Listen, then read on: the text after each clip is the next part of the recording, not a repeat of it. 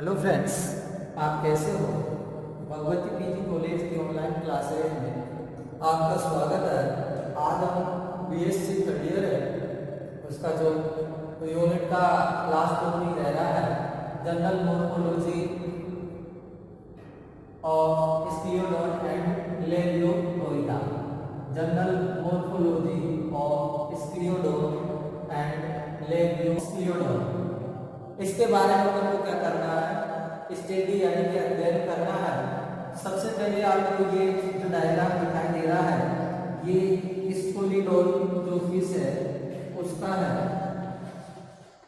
और इस फिश के हम जो जनरल कैरेक्टर है इसके सामान्य आकार के बारे में पढ़ेंगे। बाकी इसके जो सिस्टम है जैसे उत्सर्जन तंत्र है, पाचन तंत्र है, श्वसन तंत्र है, रिप्रोडक्टिव सिस्टम है, इन सिस्टमों के बारे में हम जो इसके आपकी तीसरी और चौथी यूनिट आती है कंपैरेटिव वाली, तुलनात्मक वाली, उसके अंतर्गत हमको पढ़ेंगे। तो अब यहाँ हम सबसे पहले इसको पढ़ने से पहले हम इसका क्लासिफिकेशन करेंगे। और क्लासिफिकेशन देखो सिंपल सा है, आपको सबसे पहले जैसे मैंने यूनिट स्टार्ट हुई थी, यूनिट स्टार्ट होने के साथ साथ मैंने आपको जो क्लासिफिकेशन बताया था वो बताया था कोर डेटा।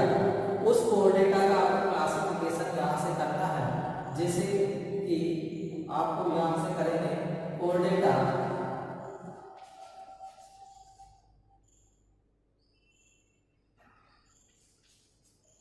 कोर डेटा को आपने दो ग्रुप में बांटा था।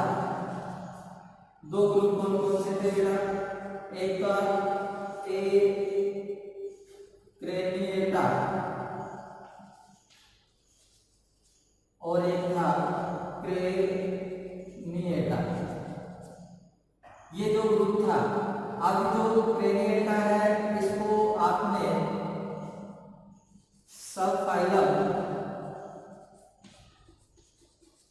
वर्टिब्रेटा बांटा था।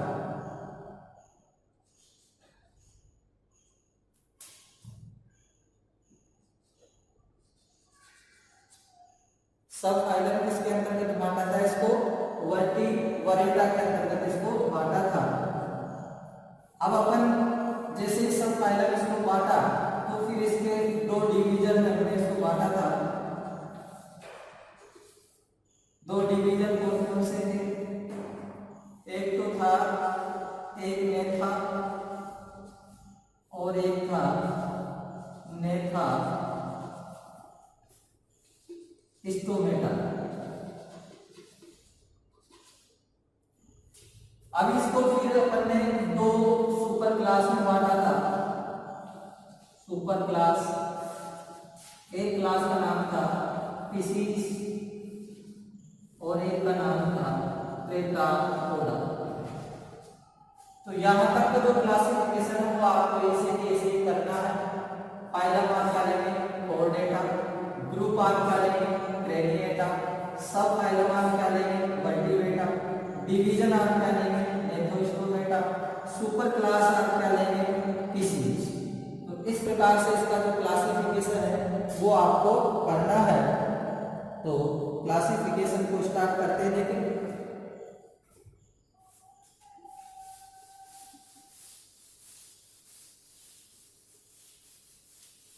क्लासिफिकेशन,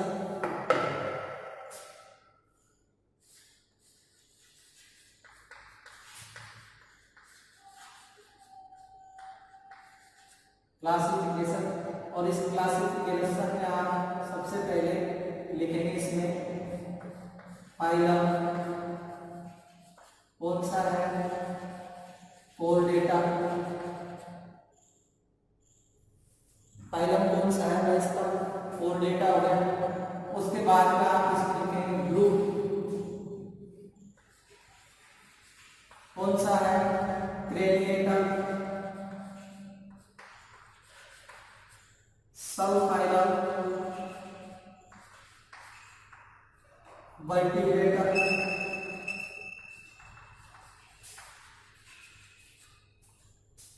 सब फाइलम वर्टिब्रेटा। और उसके बाद में आपने जैसे ही सब फाइलम के बाद में आएंगे तो इसके डिवीजन मेथोस्टोमेटा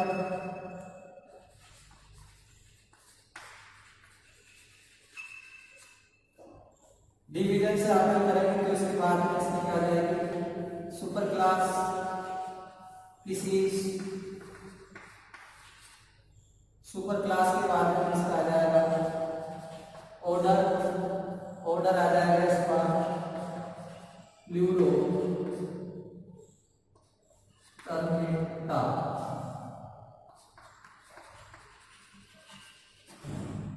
फिर इसका जीनस आ जाएगा स्पोलिडोन,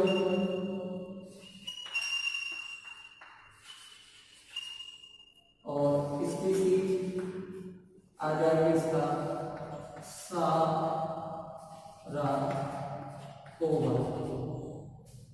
ये इसकी क्या है, क्लासिफिकेशन है इसका स्पोलिडोन का। तो यहाँ तक जो क्लासिफिकेशन है वो क्लासिफिकेशन को आपको कहाँ से लेके आना है, कोर डेटा से लेके आना है। और जैसे ही कोर डेटा से आप लेके आते हैं तो केवल इसमें ऑर्डर जो प्लूरोटर्मेटा है इसको स्क्लिफोर्बिस के नाम से इसको जाना जाता है, और जो जीनस है वो क्या है इसका स्पोलिडोन, और जाति है इसका सारकोगा। अब इसके बाद हम जैसे इसके जनरल कैरेक्टर के ऊपर चलते हैं तो जनरल कैरेक्टर का आप लिखेंगे कि ये एक स्वच्छ जलीय प्राणी है, साथ ही इसका जो पृष्ठ सतह होती है वो पृष्ठ सतह गहरे रंग की होती है, लेकिन इसकी जो अदर सतह होती है वो कैसी होती है, हल्के रंग की होती है। तो सबसे पहले अपन इसके सामान्य लक्षण, सामान्य लक्षण, उन सामान्य लक्षणों में लिख देंगे आप, ये भोजन के रूप में जो छोटे कृमि को क्या करती है, ग्रहण करती है, यानी छोटे छोटे जो कृमि होती है उनको भोजन के रूप में ग्रहण करती है। साथ ही एक परभक्षी भी होती है, कैसी होती है, परभक्षी होती है, प्रेडेटर होती है। अगले हम जैसे ही कैरेक्टर की बात करते हैं तो इसके जो शरीर है उस शरीर की पृष्ठ सतह गहरे रंग की होती है, गहरे रंग की होती है, जबकि इसकी जो अधर सतह होती है वो कैसी होती है बेटा, हल्के रंग की होती है। कौन से रंग की होती है, वो अधर सतह है वो हल्के रंग की होती है। साथ ही अपन बात करते हैं इसके आगे कैरेक्टर की, तो ये स्वच्छ जल के अंतर्गत पाई जाती है, जल के अंदर पाई जाती है। अब इसका हम क्या कर लेते हैं, थोड़ा सा नामांकित कर लेते हैं इसको। ये इसकी यहाँ है, ये इसका नासा चित्र नॉस्ट्रेल, ये इसकी क्या है, ये इसका पेल्विक फिन है, पेक्टोरल फिन, पेक्टोरल फिन है, ये इसका पेल्विक फिन है, पेल्विक फिन, ये इसका एनल फिन है, ये इसका फर्स्ट पेयर डोर्सल फिन है, ये इसका सेकंड पेयर या सेकंड डोर्सल फिन है, ये इसके अंतर्गत टेल पाई जाती है। इसके अंतर्गत जो टेल है उस पर दो टाइप के कडल पाए जाते हैं। पहला इसके अंतर्गत ये जो छोटी पालिका होता है इसको हाइपो कडल फिन के नाम से जाना जाता है, और सेकंड जो फिन पाया जाता है उसको एपी कडल फिन कहते हैं। ये इसमें लेटरल लाइन होती है,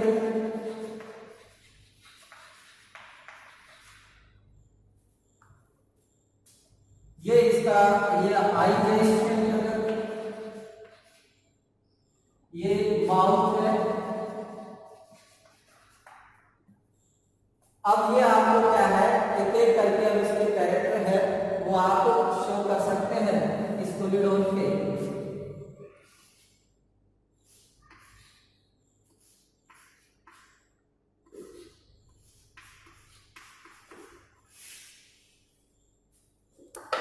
तो देखो हम बात करते हैं, अब इसके कैरेक्टरों से हम चलते हैं।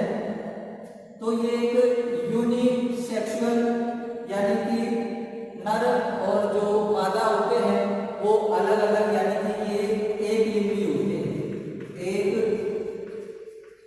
लिंगी प्राणी है। ये भी आप इसको कैरेक्टर के अंतर्गत ही ऐड करना है। साथ ही इसमें एक लिंगी का मतलब इसमें लिख सकते हैं नर एवं मादा होती है वो क्या होते हैं भाई, अलग अलग पाए जाते हैं। ये स्कूलिडोन है, इसका विशेष कैरेक्टर होता है। साथ में इसमें बात करेंगे कि जो नर होता है, नर में मैथुन अंग, मैंने आपको जो या कॉन्टिन्यूटी जो पढ़ाई थी स्नोमैन के उसके अंतर्गत में आया था, मैथुन अंग कलेश पर पाया जाता है। क्या पाया जाता है, कलेश पर। इसको हिंदी में लिंगक के नाम से जाना जाता है। किसके नाम से जाना जाता है बेटा, अलिंगक के नाम से जाना जाता है। इसका मतलब क्या है, ये जो मैथुनियन होता है क्लेस्पर, इस क्लेस्पर के अंतर्गत ये अपने जो स्पर्म होते हैं उन स्पर्म को मादा की जो कलोइका यानी कि जो अवस्थक छिद्र होता है उस अवस्थक छिद्र के अंतर्गत छोड़ने का कार्य करता है। और ये जो पाया जाता है, ये जो पेल्विक फिन होता है उसी पर ही ये पाया जाता है। पेल्विक फिन जो होता है इस पर एक यानी कि ये जो फिन होते हैं नीचे से अगर देखा जाए तो इस प्रकार से ये फिन होंगे, ये इस प्रकार से ये फिन होते हैं इस पर। और ये जो पेल्विक फिन होते हैं इन पर यहाँ से ये नलिका नुमा संरचना निकलती है। और ये जो नलिका नुमा संरचना होती है इसी को ही क्लेस्पर के नाम से जाना जाता है।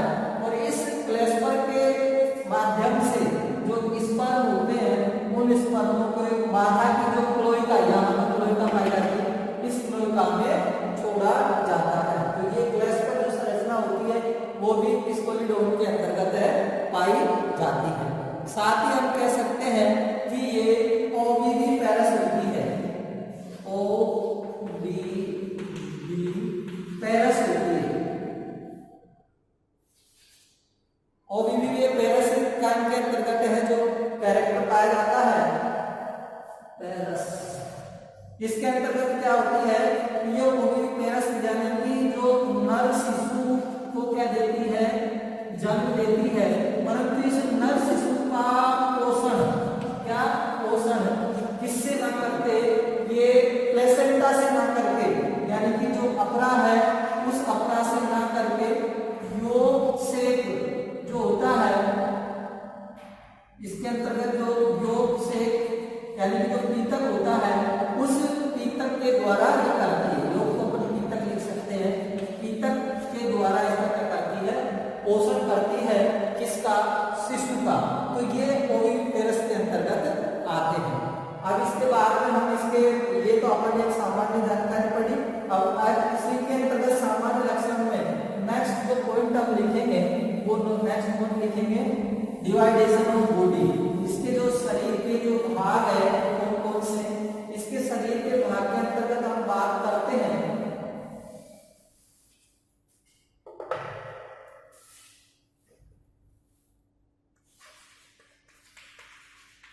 Division of body. तो इसके शरीर को हेड, ट्रंक और टेल में डिवाइड किया होता है। इसका जो आगे एक लंबा यानी कि बाहों से भी लंबी नुकीली जो संरचना निकलती है इसको सोल्ट या प्रोथ के नाम से जाना जाता है।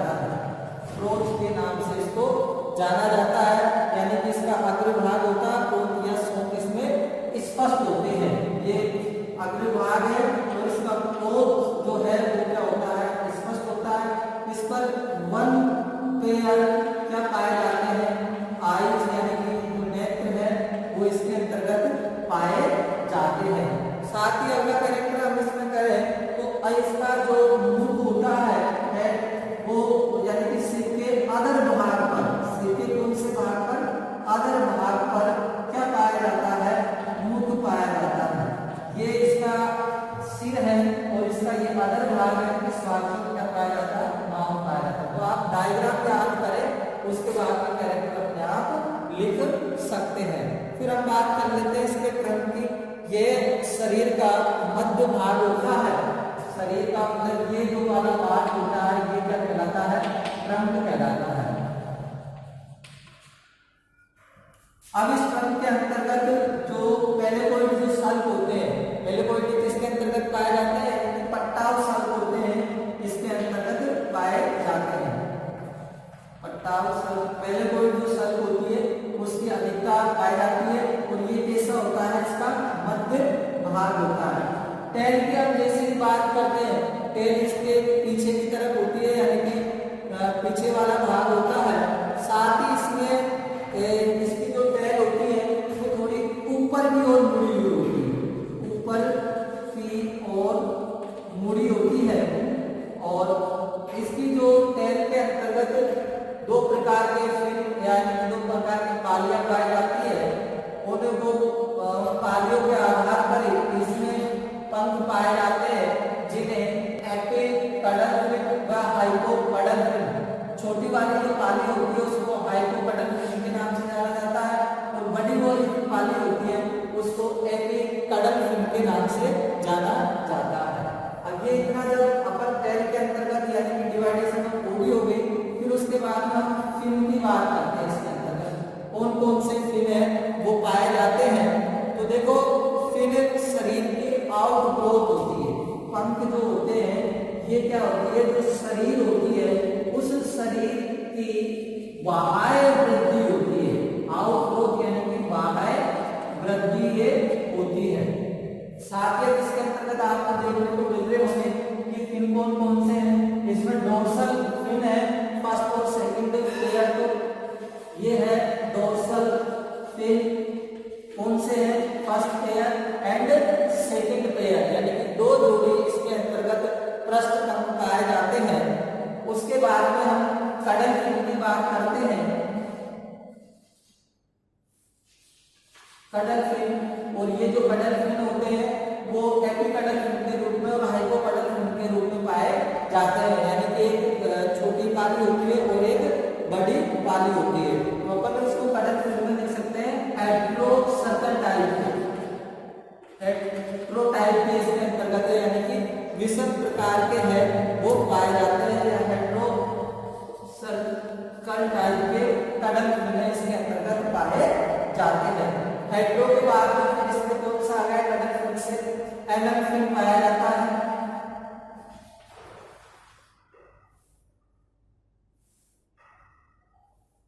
इसके अंतर्गत एनल फिन पाया जाता है। और ये जो एनल फिन होता है ये जो पेल्विक फिन है उसके बाद में, और यहाँ पर इस पर क्या पाई जाती है, ये अवस्पर छिद्र,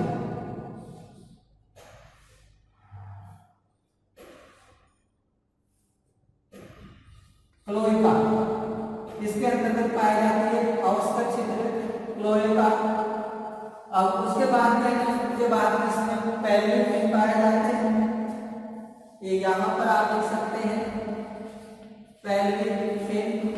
इस पेल्विक फिन को किसके नाम से जाना जाता है, श्रोणि पंख के नाम से जाना जाता है। और ये श्रोणि पंख की जो रूपांतरण क्या होता है, क्लेस्पर होता है।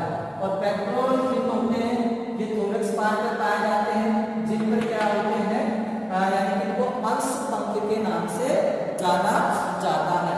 ये इसकी क्या है, विशेषताएं हैं फिन्स की। अब उसके बाद हम जैसे ही आगे चलते हैं तो इसके अंतर्गत गिल पाए जाते हैं, और जो गिल होते हैं वो क्या करते हैं, इनके श्वसन का कार्य करते हैं। आगे हम थोड़ी सी किसकी आई जो है उसकी बात कर लेते हैं।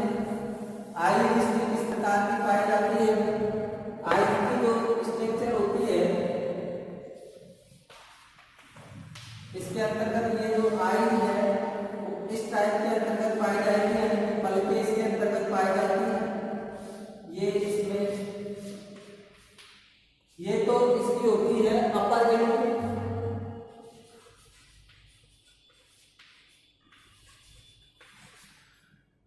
अपर लिमिट है इसके अंतर्गत पाई जाती है।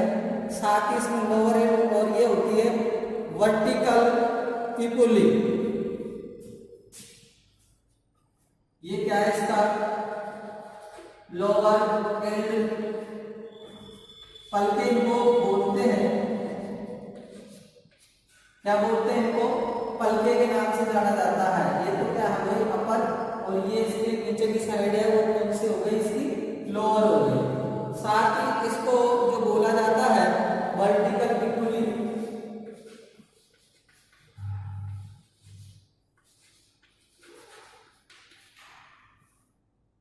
वर्टिकल पिपुली के नाम से इसको जाना जाता है। मतलब कि ये क्या होता है, इसकी जो आई होती है हेड के प्रत्येक पास में, मतलब ये पाई जाती है सिर के पास में ये पाई जाती है। साथ ही अगर हम बात करते हैं तो इसमें दो पलके होती है, एक ऊपर की साइड और एक नीचे की साइड। और इसी के साथ साथ इसकी जो अचल एवं अविकसित प्रकार की होती है, ये कैसी होती है, अचल एवं अविकसित प्रकार की, ज्यादा विकसित नहीं होती है, अचल व अविकसित प्रकार की होती है। इस पर निमेषक झिल्ली भी पाई जाती है। निमेषक जो मेम्ब्रेन है वो भी इसकी आई होती है, उस पर क्या रहती है भाई, प्रेजेंट रहती है। साथ ही इसमें एक पटल पाया जाता है, निमेषक झिल्ली या पटल, जिसको वर्टिकल पिपुली के नाम से जाना जाता है। अब हम इसके आई के बारे में जैसे बात करते हैं तो स्टियोडोन है, उस स्टियोडोन के अंतर्गत भी स्केलेटन पाया जाता है, कंकाल पाया जाता है।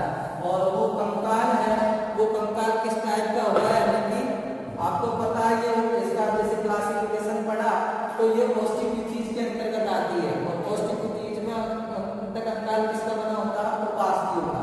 तो हम स्केलेटन की हम जैसे बात करते हैं तो किसका बना होता है, उपास्थियों का बना होता है। किसका बना होता है, उपास्थियों का बना होता है। और ये भी जो कंकाल होता है वो एक टू टाइप से होता है, एक तो होता है अक्षीय कंकाल और एक होता है उपांगीय कंकाल।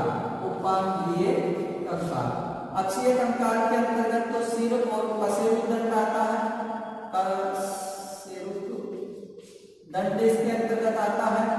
साथ ही इसमें जो बचे हुए उपांगीय कंकाल है, इसके अंतर्गत अंश मेखला है, सोनी मेखला है, रंग है, वो सब इसी के अंतर्गत आते हैं। अंश मेखला है और श्रोणी मेखला है, वो सब इसके आगे उपांगीय कंकाल के अंतर्गत आते हैं।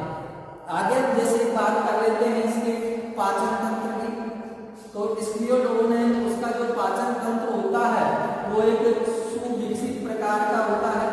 साथ ही अपन कहे सुविकसित के साथ साथ ही इसमें एलिमेंट्री कैनाल और जो डाइजेस्टिव ग्लैंड होती है वो दोनों पाई जाती है।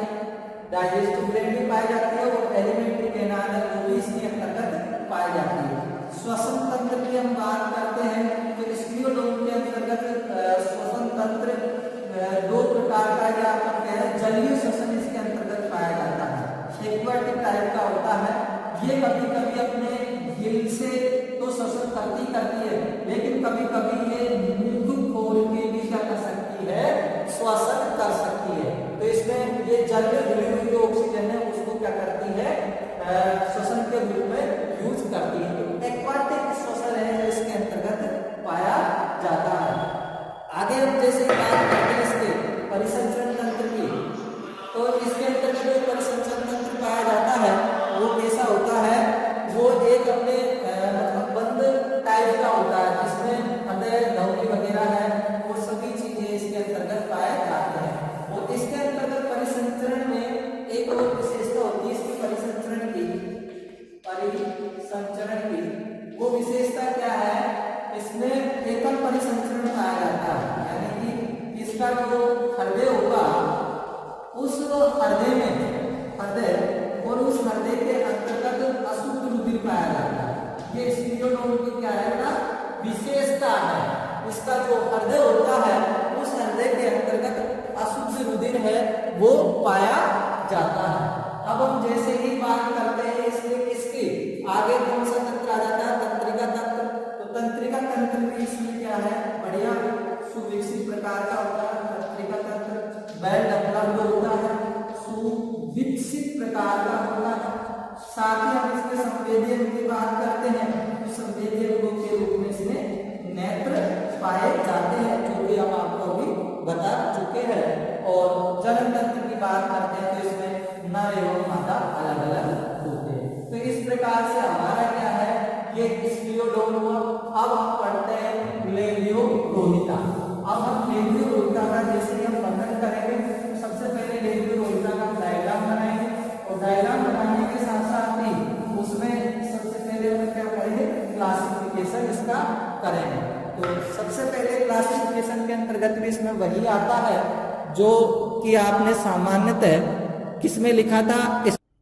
हम जैसे ही लेवियो रोहिता की बात करते हैं तो लेवियो रोहिता के अंतर्गत भी वहां तक आपको जो स्क्लियोडोम करा वहां तक तो सेम जैसे लिखा phylum प्रोटोकोर्डेटा, group Craniata, subphylum Vertebrata, division Gnathostomata, superclass Pisces और क्लास पोस्टिपिथी। यानी कि यहाँ तक का जो क्लासिफिकेशन है तो वो तो आपको मतलब डेटा से भी आप बेसिकली से याद कर सकते हैं। केवल इसका जो सुपर ऑर्डर है वो टिलियोस्टी है, ऑर्डर इसका साइफने ओर्बिस है, जीनस लेवियो और स्पीशीज का रोहिता है। अब इस ये जो मछली है इसकी विशेषता ये है कि ये स्वच्छ जल के अंतर्गत पाई जाती है। साथ ही इसका ये स्वभाव होता है कि ये व्यापारिक दृष्टि से बहुत ही महत्वपूर्ण है, क्योंकि इस जो मछली है इसको मांस के रूप में या खाने के रूप में बहुत अधिक उपयोग में लिया जाता है। लेवियो रोहिता को अधिकतर खाने के रूप में इसी को ही यूज किया जाता है। इसका अपने को कर लेते हैं। ये तो इसके प्लस साइड में पाया जाता है कि ये कौन सा इसका डोर्सल फिन है। ये इसकी क्या है, आई है। ये इसका क्या है, माउथ है। ये इसका क्या है, ओपर्कुलम है, ओपर्कुलम। ये इसका पेक्टोरल फिन है, पेक्टोरल फिन है। ये इसका पेल्विक फिन है, पेल्विक फिन। ये इसका एनल फिन है। ये इसका कडल फिन है।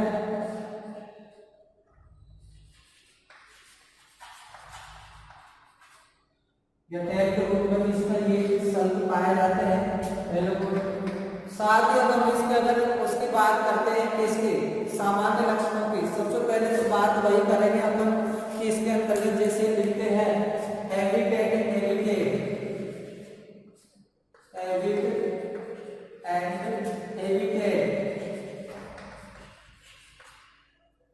हैबिटेट की हम जैसे ही बात करते हैं तो जो लेवियो है वो क्या है, स्वच्छ जलीय है।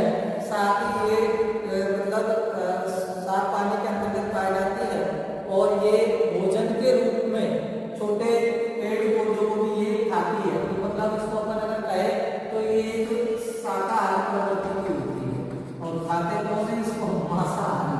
तो ये क्या है, शाकाहारी प्रवृत्ति की होती है। साथ ही इसके अंतर्गत साइक्लोइड यानी कि जो चक्रीय जो सल्प होते हैं वो पाए जाते हैं। साइक्लोइड चक्रीय सल्प है इसके ऊपर उपस्थित रहते हैं।